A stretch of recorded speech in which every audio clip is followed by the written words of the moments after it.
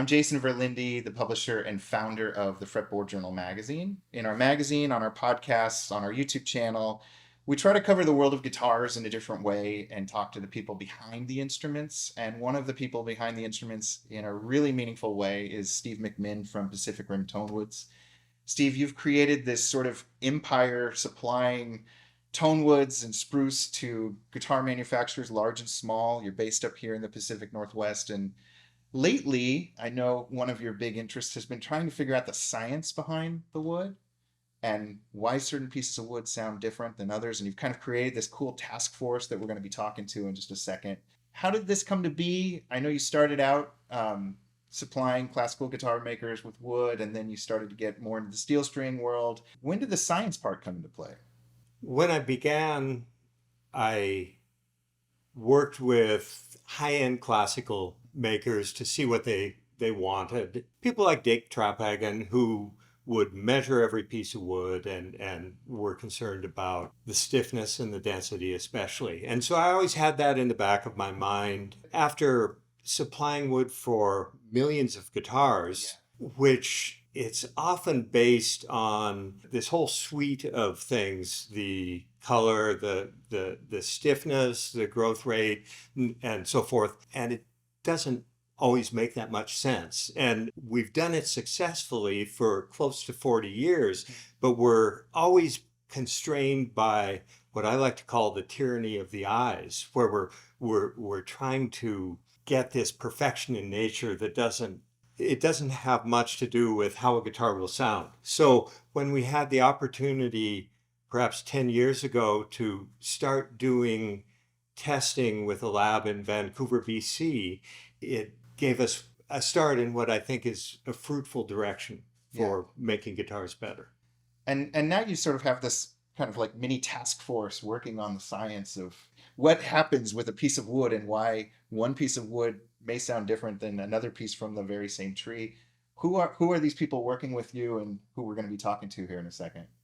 David Olsen is a friend from Bellingham, and he's a doctor, ear, nose, throat. But his graduate work before he became a doctor was in the paleoecology of spruce, what happened with the transition at the end of the last ice age. David's interested in how things work and why they work. Where we really started on thinking about testing further the variability in wood and what relationship that has in how guitars sound was when we had begun to cut some spruce from up north where Sitka spruce and white spruce hybridized. And we provided it to various luthiers, and they were saying things like, this reminds me of the old red spruce, or they were getting into it with almost wine language. There's a bit of oak there. Can you taste the smoke in that? And it just didn't make sense. And so we started delving more heavily into what it really is and trying to get away from people's predilections for appearance and things that don't matter. Yeah. So we've got David doing the real high level science and helping you out with that. And then who else is kind of helping you figure out how to measure this wood and what to do with it and how to sort it and all that stuff? Eric, my partner, executes everything and researches in his free time these dark corners of the internet where he finds papers that I think, there's nothing there. And he and David are both avid about that. And of course, we needed a superior player for this. So that's how Miro came to be involved, because he can get whatever is possible in a guitar out of it as music. And so it starts to make sense having a superb player. Sure. So you can exploit the sonic capabilities of a particular guitar. Yeah. And then, of course, Trevor wrote the book, the 2 volumes on building guitars, and comes at the building of guitars from an engineer's point of view. And so we've had him build various guitars. I love it. You've got this little dream team. And where do you see this going? I mean, at some point, will builders be able to order wood based off of certain grade, or how are you going to measure it, and how much of the wood is going to actually be um, measured versus just sold? We will cut in the coming year, enough wood for 400,000 guitars, roughly. Dang. So we will measure perhaps, if we really hustle, 5% of it. Okay. And we are beginning to sell some of that retail with good results because we can provide wood of specific density, stiffness, and damping. I want to talk to David about the measuring of that, but just how varied can a spruce be from, let's just say, like you cut a bunch of spruce for guitars from the same tree, or is it wildly variable? Like, Not from the same tree okay. is it so variable, Yeah. but between trees. Yeah. So you can have spruce that's twice as dense. Yeah. And so it's going to be a lot more work to get that to resonate. And you build differently with it. We're going to move things around a little bit. I want to bring David up here to talk about sort of the science behind woods. But before we get to that, Trevor, you wrote the book on science and guitar making and what's going on with wood. Talk to me a little bit about how long you've been working on this independently, and then when you came to work for PRT. Yeah, I spent a year or two asking every luthier I met. Ask 10 luthiers how guitars work and you'll get 10 different answers, and none of them were very satisfying for me as a research engineer. So I started looking around in the published guitar research literature at that time, which wasn't exactly overwhelming. It was a comparatively few papers going very deep into certain aspects of certain narrow aspects of guitar function, and not really a whole story at all. So I started work trying to fill in some of those gaps and figuring out what I needed to do. One of the first big breakthroughs in that work was that of tap testing to get the frequency response curve of guitars, and that came about from my knowledge of tuning automatic control systems and a technique called impulse testing, where you can get the response of the system by tapping it. And I found a way of doing that with guitar, so I could actually figure out what the frequency response function was of a guitar, and that was really a big breakthrough for me. So the guitar book, Contemporary Acoustic Guitar Design and Build, was first published in 2011, and David Olsen of Pacific Rim Tonewoods came across a copy of this sometime around 2015, I believe it was, David, and asked me a few questions on this and asked for my views on these questions.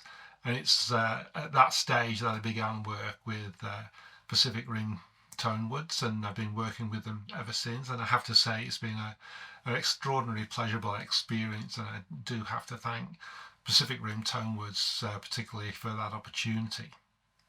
Thanks so much. That was super interesting. It's some of this stuff goes right over my head, but it was great to hear from some scientific leaning people about our favorite hobby.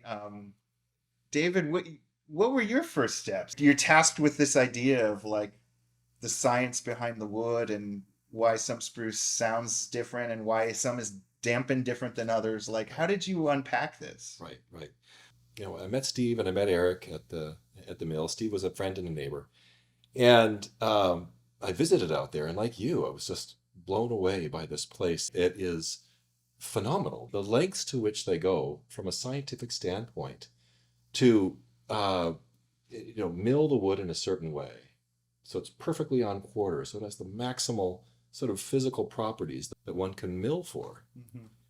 But then taking that and recognizing that even with the best possible technique in the mill, there's still a great deal of variability because wood is a natural substance. Yeah. And that's kind of where my training came from back in forestry. And, I was interested in this 30 years ago when I did graduate work, but left that behind for medical school. And it was so much fun and interesting to me personally to be able to kind of talk to Steve and go back to this old information that I had learned about when I went to graduate school at a certain time when the forestry industry was just beginning to use the science of acoustics to derive physical properties of wood. and again, left that behind. But I then essentially became a medical acoustician as an ear surgeon. Yeah. And got deeply steeped in that world. So I kind of found myself in talking to Steve with, I don't know, sort of a kit of knowledge rolling around in my head that had this other application besides the OR, besides the clinic. Mm-hmm. And it's become a absolutely fascinating journey for me personally. You know, we've all seen the classic picture of the luthier holding the wood, tapping with their finger. Assuming that wood is the same thickness and, you know, obviously they're all going to weigh a little differently here. What are the variables that you guys are trying to figure out and pinpoint? Right. Classically, what we look at is the stiffness of the wood. Mm-hmm. And the way that luthiers may derive that is to take a piece of wood and flex it. You've all seen the, tapping it or sort of flexing the wood. And that's all well and good, but there's a problem with that, and essentially in that as you bend wood, you're bending it at essentially 1 hertz, 1 cycle per second, but wood is vibrating at, say, 400 cycles per second. Okay. You know, when you're playing a concert pitch, classic A. Mm-hmm. And so the physics that one induces with the fingertips are a little bit different than what actually we're interested in from an acoustic standpoint.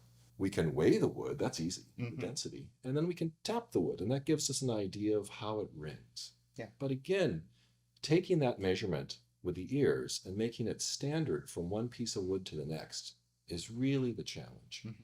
And it turns out that we can employ some objective measurements, some machines that kind of help us with that. Okay. What does that look like? It's a testing rig where we suspend the wood in a way that it is naturally able to resonate. And it's a single drop from a steel ball that strikes the end of the wood and makes a bing. In fact, this instrument is called bing. It was derived by a wood lab in the south of France. Okay. And when we first started this, we did essentially a worldwide sweep of the technology that's out there. Mm-hmm. That's actually where I came across Trevor's book and ended up with that rig because they had a particularly robust algorithm for doing all of these things economically. What, you're putting the wood on a thing, you're dropping I'm picturing like metal marble kind of thing. And then what happens? What are you measuring? What's it look like? Yeah, it's kind of an electronic tap tone.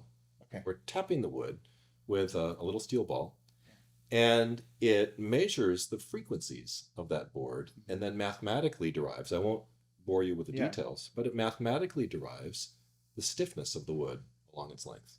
Okay. It also takes the decay of the sound, and that's called the damping factor, and it measures that very accurately. And as Trevor has taught us through his work, that's a very difficult thing to measure. And I think if we've really made an advance here with this technology, it's been in being able to measure the damping really in a robust way and show how important that is. And did I read that is called the Q factor? When we're talking about low damping, we're talking about high Q because it's the inverse. So I really like to refer to this as Q. Okay, low damping is high Q. Yep. And do guitar makers want one Q more than the other? I guess maybe this is a question for you, Trevor. Well, that depends on the type of guitar you want to make. If you want to make very highly responsive guitars, high Q wood is the way to go. Miro, you've been sitting here patiently. You've been able to play some guitars with high Qs, probably low Qs, and everything in between. A high Q guitar is definitely something that I would prefer.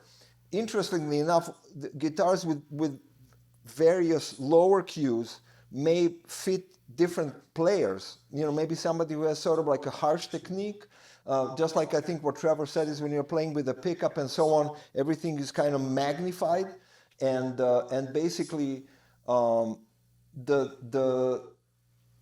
course this is given that the guitars are made really well, as all of Trevor's guitars are made really well. So it's not a kind of thing where you sit down and you go, oh yeah, this is it. I mean, this is so much better. It is better in a particular way. It's more open, it's brighter, it is more workable. But if you're looking for something that's for a little more narrower kind of use, then I think it's something that would be really interesting is for both makers and players to be able to say, well, you know, I would actually prefer, you know, a low Q or a mid Q guitar or something like that. But again, you know, the high Q guitar in hands of a really good player is the one that can really give you the most. Miroslav, I know you just did some testing with these guitars that we have some great footage of. Let's see that. I'm just going to play a very short phrase, the first phrase of Izvor. Here we go.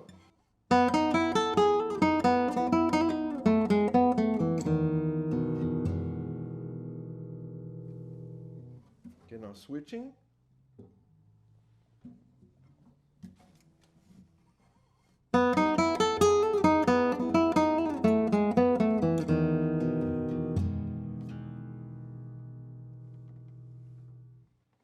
Okay.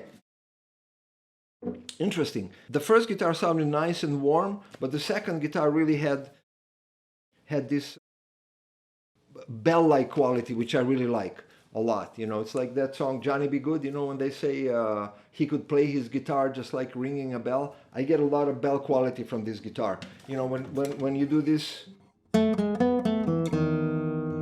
on this note, which is actually a low note, I can hear a whole spectrum of notes ringing, and it's very inspiring to me from this side. What about you, Yvette? How is it on I was your actually pleasantly surprised with the first one, but I would still say that the second one, when you started playing it, yeah, it just sounds more open. I guess that's the word I want to keep using. The first one still sounds like that new guitar sound. Okay, so let's keep going. I'm going to play the second. I'm going to stay with this guitar now. I'm going to play the second phrase, you know, which has some nice harmonics. It has some low notes and some high notes and some high harmonics, and I'm really curious to see how that would go. So here's this phrase.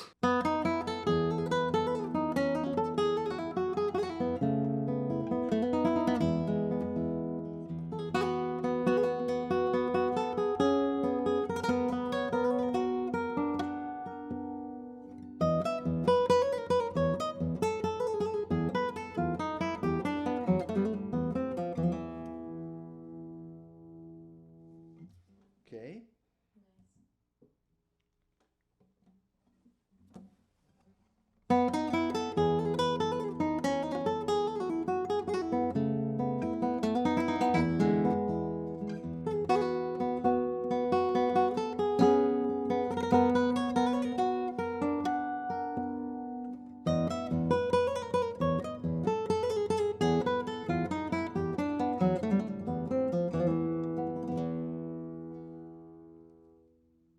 Yeah, here the difference seems really obvious, huh? Yeah. Anyway, yeah, on this guitar, those harmonics and those higher notes really sort of blossom, you know, and in this one they kind of die out, you know, and I have to work harder to bring them out. You know, this, as opposed to here.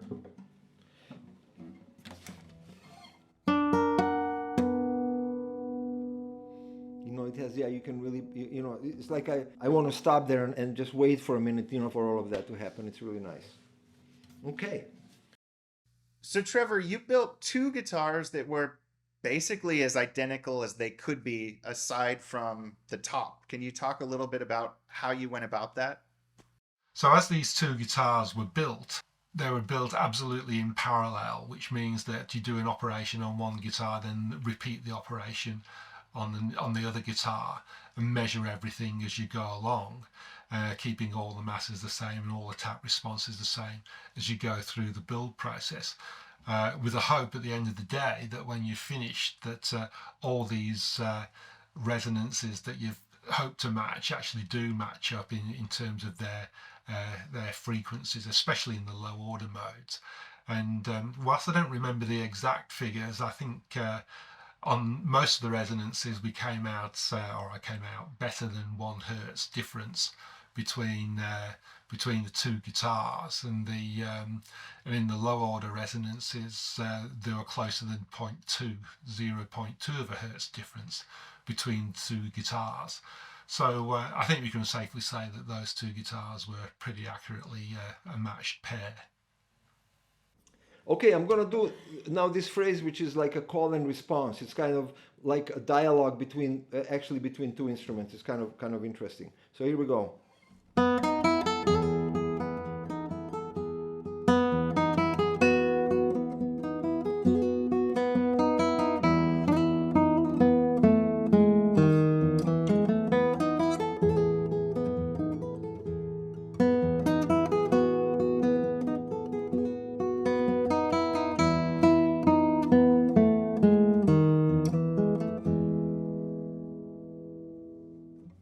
Okay, now going back to the first guitar.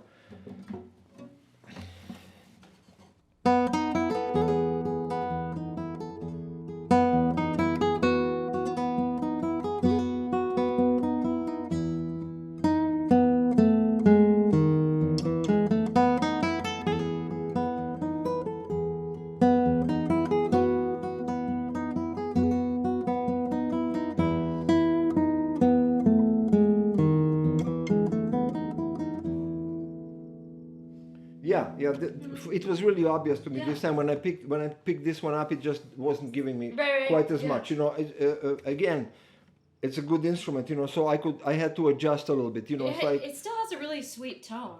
It's just that one's much more resonant, much more present. Yeah, it's more resonant, and the thing about it is that when it's resonant, it's easy for me to also make it dark. It's like if the guitar when you is are sounding, changing the color. It's like.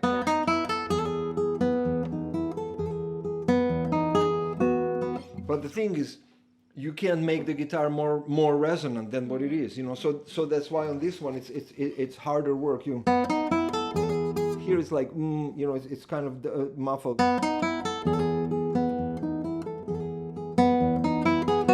So when I play the louder phrase, I have to sort of push it, and I still don't get exactly the kind of sound that I would want. Again, I keep, these are really subtle differences. They're both really, really wonderful guitars. From my perspective, they're not that subtle, though. Well, that's really interesting. That's interesting because it's different here. It's different here, and I think that when you're behind the guitar, it's you don't get the full picture really. Right. And then also of course I'm like concentrating on playing, so you have like the advantage of just being 100% listener. I'm like working and listening at the same time. Okay, so now I want to play just this very opening sequence, which is really interesting, which involves a lot of low notes. So here is the opening sequence. Again, just a short one.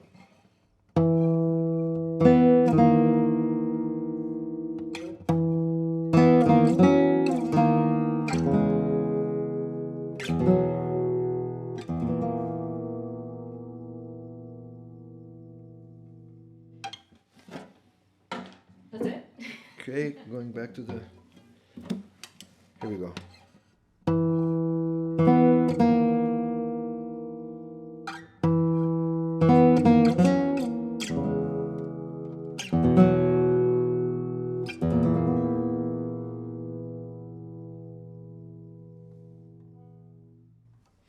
Yeah, I had again that. I mean, this is a different. It's kind of like a different beast, It gives you something else. But what I really like to hear in these sequences, I like to hear it's low notes, but I like to hear the upper harmonics. So when I hit this, I'm just starting the piece, so I want it to inspire me. This is the thing.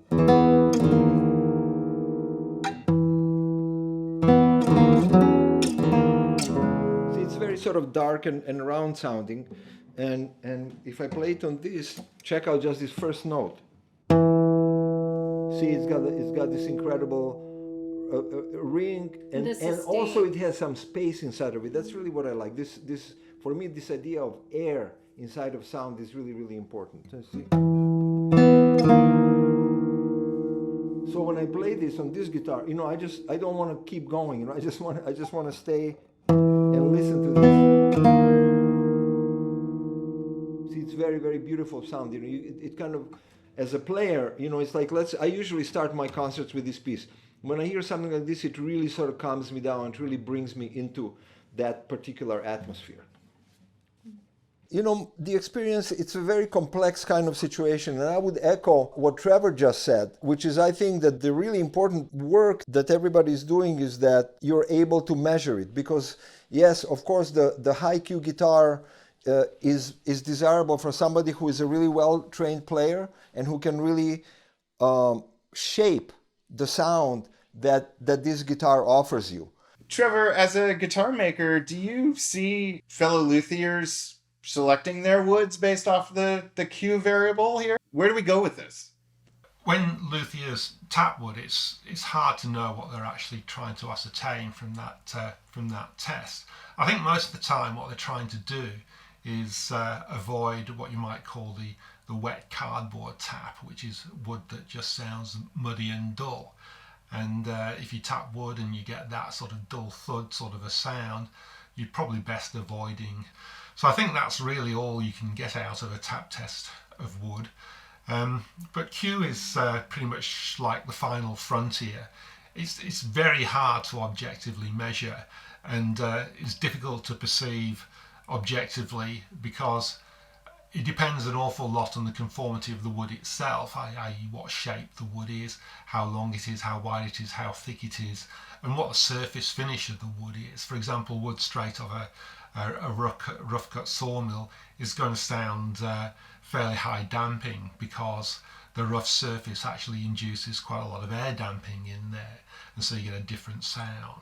So it's very, very difficult to get an objective view of the Q of the wood without a proper scientific test. I love it. I mean, I think all guitar players have seen two guitars that look completely identical and seem to have the same specs, and one of them just sounds a lot better than the other, and I guess this is probably one of the reasons. Now, the guitars Miroslav has been playing are both highly responsive guitars, the only difference being that one has a high Q top and the other has a low Q top. And it's pretty easy to hear the difference between these guitars live. When we did this particular experiment, this was kind of the end of a whole bunch of different experiments that we've done, where we've built guitars in exactly the same way except for changing one variable, which is really a bedrock of science. There you have these two instruments that do look the same. And the one thing that varies in this is the soundboard, is this particular aspect of the soundboard. Because the stiffness and the density, all the other things that we can measure on those soundboards and those two guitars are exactly the same, except for the Q factor. The fact that they sound so different is really, I think, the success of the experiment. You know, if they were to sound the same, we really wouldn't go through this, this effort to produce this or even to bring it to market. But the fact is, every time we do this experiment, we come up with the same thing. These guitars do sound different, and in aggregate, people prefer the Q instrument. Trevor, I have one more question for you. When you got these two pieces of wood, obviously you had the chart, you knew which one had the high Q and which one didn't. But going back to those old school guitar maker days where people did just tap or visualize or weigh, did you really sense a difference between these two pieces of wood? Well, the first guitars I made with low and high Q wood, I didn't know which pieces of wood were which, and that was part of the double-blind testing procedure that we adopted during those tests. With wood at 4mm thickness, it's actually pretty difficult to tell small variations in Q because the air damping that you get in that system seems to take precedence. At just 4mm thick, the wood flops around quite a bit, moves quite a lot of air, and so there's quite a lot of air damping, and that seems to disguise the actual properties of the wood. So what you're listening to mostly is more about the air damping than the damping in the wood. And this was demonstrated to be by David when we met in Colorado a few years ago. And he had some wood samples that were 30mm thick, and the high Q wood and the low Q wood, even though they're only about 10% difference from the mean value, they were distinctly different in terms of the tap tone, and you could easily tell them apart. However, at 4mm different, 4mm thickness, if you can tell a difference, it usually means that the difference in Q values is more like a factor of 2 rather than 10%. And so if you can hear a difference in the tap tone at the 4mm thickness level, you've probably got some distinct differences in the Q value of the wood. The high and low Q value wood that we had in the PRT test guitars only varied 1 standard deviation from the mean. That's plus or minus 1 standard deviation, and that's only 10%, I think it was, David, isn't that right? Of the mean value of Q for that population of wood. Yeah, that's absolutely true. And what we wanted to demonstrate with this is that if we grab the extremes of the 400,000 guitar tops that come through Pacific Rim Tonewoods every year, it's going to be pretty easy to demonstrate a difference. What we want to show is if we just take these relatively small differences, a few percentage from the mean and a few percentage from the average, above and below, are we able to demonstrate, big differences in sound? And it turns out we are. It continues to be, frankly, an exciting aspect of this scientific endeavor. Yeah, I mean, it's hard not to talk about this without going into like food terms and thinking about the chef using the best ingredients they can. Indeed. Are we just at the tip of the iceberg of this, figuring out what exactly is going on with this little piece of spruce? Oh yeah, I think so. I mean, Trevor and I talk about this quite frequently. I think every time we have a discussion, we talk about the next frontiers of how else we can measure these things, and how else we can push this. We're still at a stage right now where we have, with the available technology, we've demonstrated that we're able to reliably produce wood that has the variability that nature gives us, constrained within a certain way, so that the luthier can then use his or her art to produce the best possible instrument, and do so reliably for the next instrument, or in the case of a guitar maker, for the next 1,000. Miro, you're a guitar maker, you're an incredible player. What was your experience like with this high Q guitar? As a player, my job is to make every guitar sound as good as possible, or to get out of it, whatever I can. And I want to make a guitar that I hold in my hands do what I want. And in this case, when we did classical guitars, they're so well made and they both really sound beautiful. But the difference was quite obvious. From a player standpoint, it's really beautiful when you sit down with the instrument and you just play it. You play a few notes and it opens up and it gives you something that gives you inspiration. I had an interesting experience just the other day. A really wonderful guitar player, a friend of mine named Evan Hershelman, came over, and I said, "Hey, I got these two guitars.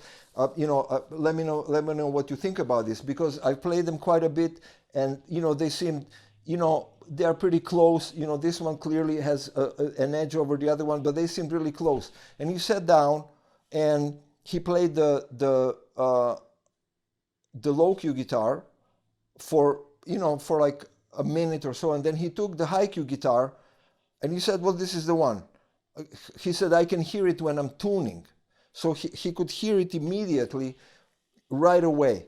So, I think these are some interesting points about testing. Another thing, I had today a fantastic guitar player. His name is Vahagni. He's primarily a flamenco player, but a very highly skilled player. So I had the opportunity to listen to the guitars now from the other side, played by a very, very high level player.